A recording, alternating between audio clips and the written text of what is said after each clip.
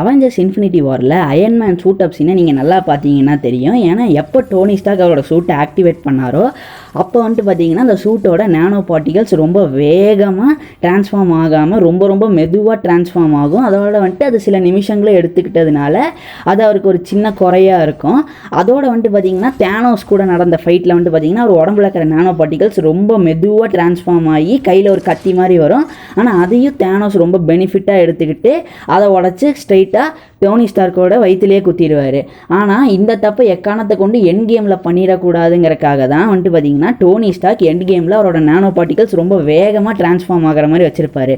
அதோட இன்ஃபினிட்டி வார் படத்தில் வந்துட்டு பார்த்தீங்கன்னா டோனி ஸ்டார்க்கோட ஆர்க் ரியாக்டர் அவரோட போட்டிருக்கிற ட்ரெஸ்ஸுக்கு வெளியே இருக்கும். ஏன்னா அப்போ தான் நானோ பார்ட்டிகல்ஸ் ரொம்ப வேகமாக ட்ரான்ஸ்ஃபார்ம் ஆகும்னு அவர் நினச்சி வச்சுருப்பார். ஆனால் அதுவே எண்ட் கேமில் வந்துட்டு பார்த்தீங்கன்னா முழுக்க அவரோட ஆர்க் ரியாக்டர் அவரோட ட்ரெஸ்ஸுக்குள்ளே தான் இருக்கும். ஏன்னா Tony Stark always learns from his mistake.